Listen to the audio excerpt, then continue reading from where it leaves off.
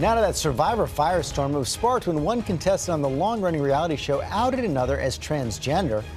Mara Schiavocampo here with the story. Good morning, Mara. George, good morning. Nothing like this has ever happened in the show's 34 seasons. The show is known for its backstabbing and infighting, but this attack was unprecedented and deeply personal. And now the show's first transgender contestant is speaking out. It's being called one of the worst things to ever happen on reality television. There is deception here.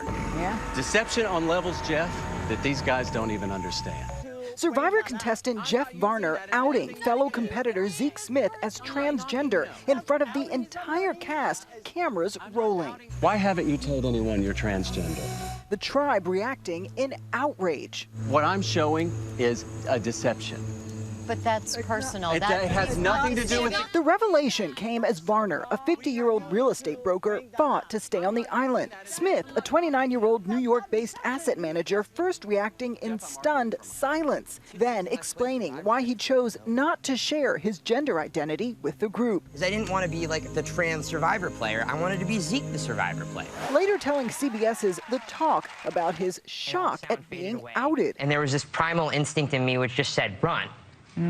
But I knew I couldn't run because I came to Survivor to confront great challenges. I think this is as painful and awkward a thing as has ever happened on Survivor. It reinforced centuries of prejudice against trans people by making it seem as if simply being trans was inherently deceptive.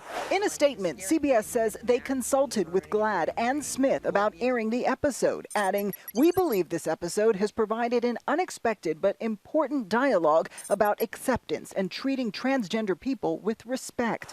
After the episode aired, Varner posted a lengthy apology on Twitter, writing, "Let me be clear. Outing someone is assault. It can leave scars that haunt for a lifetime. I am profoundly sorry." In the end, Varner was forced off the island, but not before offering Smith a contrite hug. I knew that it was up to me whether or not that night devolved into yelling and chaos and name-calling, or we could all rise above and find something positive in it.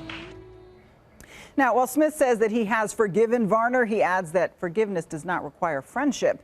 In a statement, GLAAD says it is dangerous and unacceptable to out a transgender person. And one thing that Smith notes, this wasn't about deception. He says this is about him living authentically, which is the complete opposite. GLAAD did think it was okay to air the episode. They worked with CBS and with Smith to make sure that this was handled appropriately and responsibly, and that Smith would have an opportunity to speak his mind. He went on The Talk. He wrote a piece for The Hollywood Reporter. They're happy with the way it was handled. Well, that's important. Yeah, thanks, Mary.